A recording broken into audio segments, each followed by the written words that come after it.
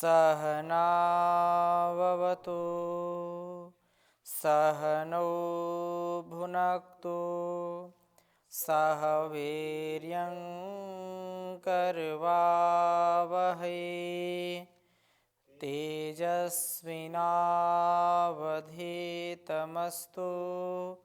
मा विद्विषावहै। ओम शांति शांति शांति। वैदिक जीवन पद्धति की इस कक्षा में पुनः आप सभी दर्शकों का, श्रोताओं का हृदय की गहराइयों से हार्दिक स्वागत है, अभिनंदन है। वेद रूपी इस उपवन में हम विचरण कर रहे हैं, विहार कर रहे हैं और अलग अलग प्रकार के जो जीवन में सुगंधी फैलाने वाले हैं, जीवन को आनंद से भरने वाले उपदेश हैं, उस परमात्मा के द्वारा वेदवाणी का हम श्रवण कर रहे हैं। यह वेद माता जो हम सबके लिए भाग्य विधाता है, इस भाग्य विधाता माता का जो भी आलंबन लेता है, जो भी वेदवाणी को आत्मसात करता है, इसको सुनकर के जीवन में उतारता है, उसका जीवन भवसागर पार हो जाता है, मझधार में डूबता नहीं है। परमपिता परमेश्वर की हम सबके ऊपर बड़ी महती अनुकंपा है कि हम इसको सुनने का, समझने का, पढ़ने का सौभाग्य प्राप्त किए हैं। संसार में ऐसे कितने लोग होंगे जो इस वेद विद्या से वंचित हैं, इस वेद विद्या के ज्ञान से वंचित होकर के अपने को दुखी, दीनहीन स्थिति में वह महसूस करते हैं। परंतु धन्य है वो ऋषि, धन्य है उसका उपदेश, धन्य है उसका जीवन, जिन्होंने ऋषि परंपरा को पुनर्जीवित किया, जिन्होंने सोई हुई आर्य जाति को जगाया, विकट संकटों में 15-15, 16-16 बार जहर के प्याले पिए, लेकिन उन्होंने हमको वेद रूपी अमृत पिलाया। तो हम उनके सदा सर्वदा कृतज्ञ रहें, ऋणी रहें और प्रत्येक माता पिता, प्रत्येक गुरु और आचार्य का यही स्वभाव होता है कि उसकी संतान, उसका शिष्य, उसका वंश, उसकी परंपरा सदा आगे बढ़ती रहे, सदा उन्नति को प्राप्त होती रहे। इस आशय से यह हमारा निज कर्तव्य है कि हम उस पथ के अनुगामी बने जिस पथ में हमारे पूर्वज चले हैं, जिस पथ को आत्मसात करके उन्होंने अपने जीवन को जिया है, दिव्य जीवन जी करके उन्होंने दिव्य जगत की जो संकल्पना की, जो समाज की प्रतिष्ठा की स्थापना की, अपने सारे कर्तव्यों को करते करते यह भी काम हमको करना है। तो ऐसा पावन उद्देश्य जहाँ स्वार्थ नहीं है, जहाँ ईर्ष्या नहीं है, जहाँ द्वेष नहीं है, जहाँ छल नहीं, कपट नहीं है, जहाँ पर अंधकार नहीं है, जहाँ पर राक्षसी प्रवृत्ति नहीं है, आसुरी प्रवृत्ति नहीं है, वैसा हम सबका जीवन बने। तो आए आज हम ऋग्वेद के प्रथम मंडल के 86वें सूक्त के 9वें मंत्र पर और 10वें मंत्र पर थोड़ा सा प्रकाश डालते हैं, चर्चा करते हैं। पीछे हमने पढ़ लिए थे। 9वें मंत्र में कहा ओम यूयम तत्सत्य शवसः आविष्कृत महित्वना विद्यता विद्युद्धता रक्षः, कि हे सत्य शवसः, सत्य के बल वाले मरुतों, आप यूयम, आप महित्वना, अपनी महिमा से तत् उस शक्ति को आविष्कृत प्रकट करो जिससे कि विद्युता विशिष्ट दीप्ति से रक्षा, राक्षसी भावना को विद्यता विद्ध करो। ज्ञान के द्वारा राक्षसी जो भावनाएं हैं, जो वासनाएं हैं, जो हमारे अंदर विकृति बढ़ रही है, विकृत भावनाएं जो हैं, दूषित जो भावनाएं हैं, उनसे हमको बचाएं, उन भावनाओं को हमसे दूर करो। प्राण साधक पुरुष की बुद्धि बहुत ही सूक्ष्म होती जाती है, उसका ज्ञान भी प्रकाशित होता जाता है, ज्ञान में सदा वृद्धि होती रहती है। उस ज्ञान दीप्ति से हमारी जो कलुषित भावनाएं होती हैं वो जल करके भस्म हो जाती हैं, जो आसुरी प्रवृत्तियां हैं वो जल करके भस्म हो जाती हैं। स्वाभाविक सी बात है, जब अंदर ज्ञान की लौ तेज होगी तो कलमश जो है वो नष्ट होगा, प्रकाश होगा। जो अविवेकपूर्ण हमारी इच्छाएं हैं, जो अविवेकपूर्ण हमारा संकल्प हो जाता है या अविवेकपूर्ण हमारी व्यवहार की स्थिति हो जाती है, उस पर हम पूर्ण नियंत्रण पा लेते हैं इस प्राण विद्या के अनुष्ठान से। तो प्राण शक्ति शरीर को ही नहीं बल्कि मन को भी स्वस्थ करती है, मन के विकारों को भी दूर करती है, मन के संस्कारों का भी मूल जो परिवर्तन है उसको कर देती है। तो मन व मस्तिष्क को भी निर्मल व दीप्ति बनाने वाली यह प्राण साधना हम सदा करते रहें। और इसी से संबंधित और उपदेश आगे कर रहे हैं।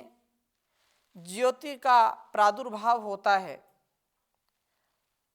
9वें मंत्र के बाद इस सूक्त का 86वें सूक्त का अंतिम मंत्र 10वां मंत्र है।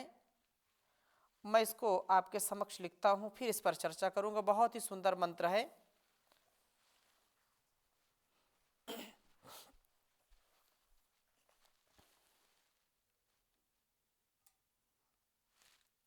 ओम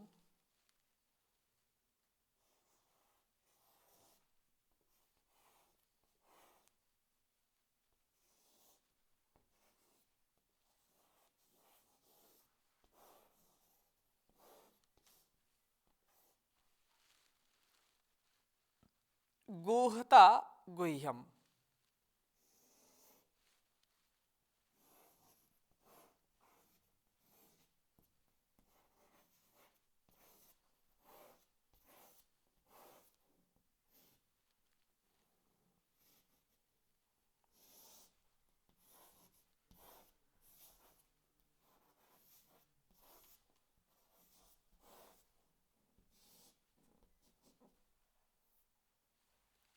गुहता गुह्यम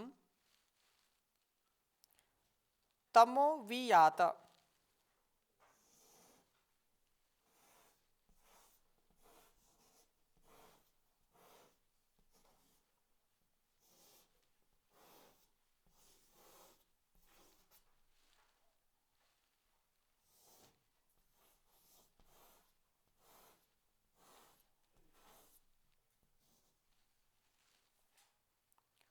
विश्वमत्रिणम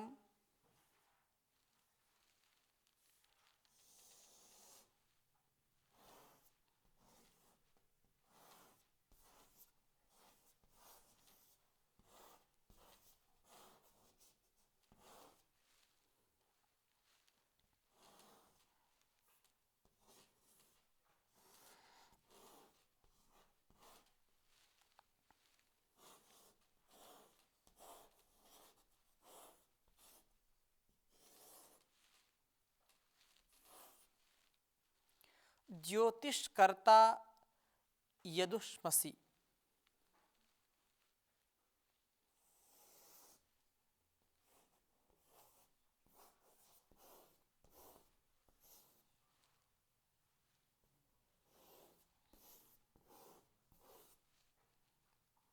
ज्योतिष्कर्ता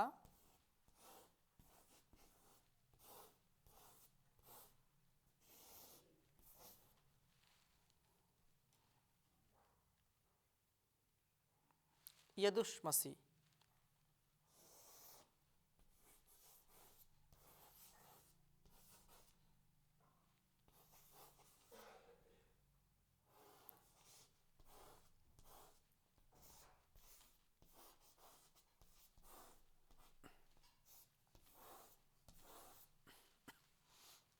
उच्चारण करेंगे। ओम गुहता गुह्यम तमो वियात विश्वमत्रिणम ज्योतिष्कर्ता यदुष्मसि। ओम गुहता गुह्यम तमो वियात विश्वमत्रिणम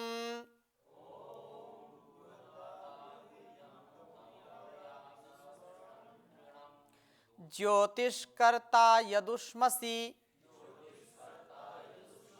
ओम गुहता गुह्यम तमो वियात विश्वमत्रिणम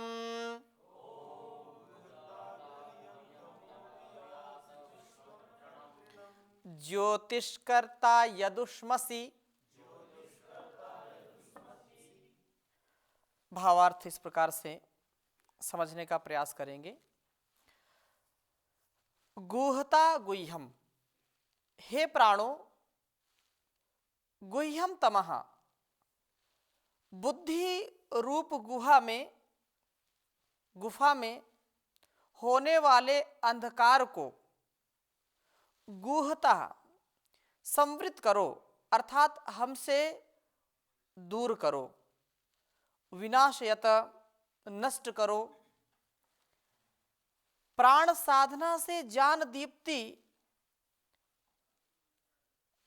की प्राप्ति होती है, ज्ञान हमारा प्रदीप्त होता है, प्रकाशित हम होते हैं ज्ञान से, और यह ज्ञान दीप्ति अंधकार को नष्ट कर देती है।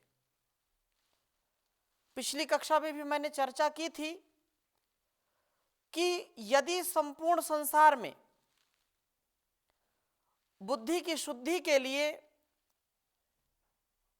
कोई बहुत ही सरल उपाय है तो प्राण साधना है। तन और मन दोनों को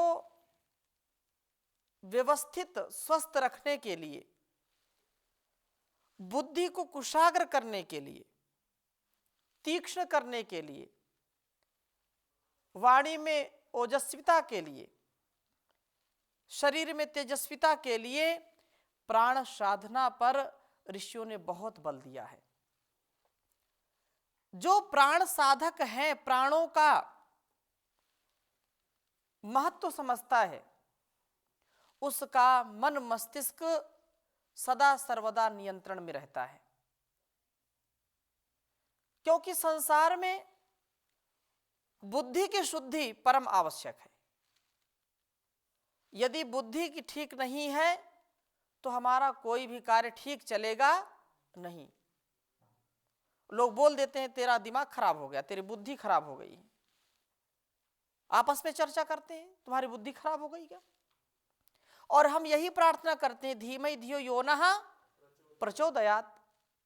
वो जो सविता देव है, जो परम पिता परमेश्वर है, वो हमारी बुद्धियों को सन्मार्ग की ओर प्रेरित करे। या मेधाम देवगणा पितरश्चोपासते तया मामद्य मेधाग्ने मेधाविनम कुरु।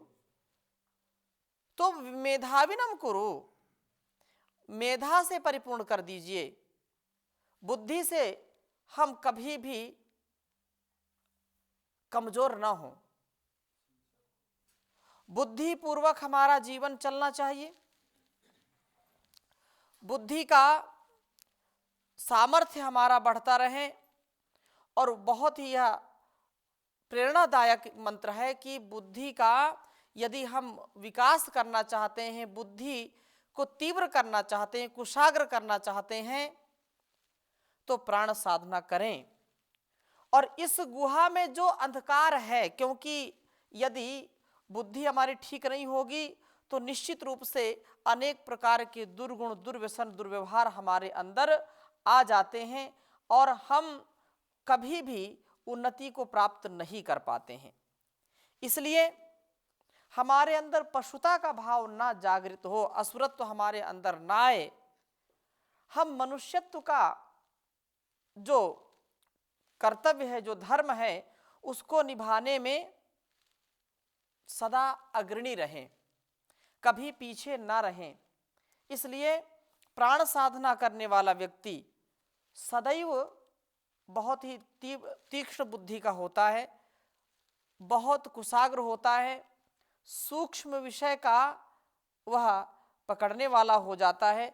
इसलिए मेधा से युक्त बनने के लिए हे परमपिता परमेश्वर, आप मुझको बुद्धि से युक्त कर दीजिए, और बुद्धि उसी की ठीक होगी जो योगमय जीवन जिएगा। योग से परिपूर्ण जीवन जीने वाला, योगमय जीवन, संयममय जीवन, मर्यादित जीवन जीने वाला व्यक्ति अपनी भी उन्नति करता है और दूसरों की भी उन्नति करने में परम सहायक बनता है। और यही ऋषियों की परंपरा रही है, स्वयं प्रकाशित होकर के संसार में प्रकाश देना। संसार में प्रकाश होगा तो पुण्य का हम वर्ण करके जीवन को सफल करेंगे। अगर हम अंधकार में रहें और दूसरों को प्रकाश दें तो ये हो नहीं सकता है। अक्सर लोग यही करते हैं। प्रायः समाज में, संसार में कोई किसी से अपने को कम नहीं आंकता है। सब समझते हैं कि मेरे जैसा बुद्धिमान कोई है नहीं। जिससे पूछो वही आपको फ्री में सलाह देने के लिए बिल्कुल बैठा हुआ, किसी भी प्रकार से, यहाँ पर ये कर लो, यहाँ पर ये कर लो। जब स्वयं करने की बात आए, स्वयं की विवेक और सामर्थ्य की बात जब कही जाए, तो फिर वह व्यक्ति कर नहीं पाता है। परंतु वास्तव में जो मेधावी होते हैं, जो पुरुष, जो युवक युवतियाँ, स्त्री पुरुष इस योग विद्या में अपने को लगा करके जीवन को निर्मल बनाते हैं, बुद्धि का जो कलमश है, जो अंधकार है, अविद्या है, उसको दूर करते हैं, तो सारे विश्व के लिए वो कल्याणकारी हो जाते हैं। इसलिए कहा है कि ज्ञान दीप्ति अंधकार को नष्ट करने वाली है, इसलिए हमको ज्ञान से परिपूर्ण कर दीजिए। विश्वम, हमारे न चाहते हुए भी हम में जो प्रविष्ट हो जाने वाले अतृणम अधभक्षण, हमारी शारीरिक, मानसिक और बौद्धिक उन्नतियों को खा जाने वाले काम, क्रोध, लोभ, वियात हमसे दूर करो। कितनी सुंदर प्रार्थना है।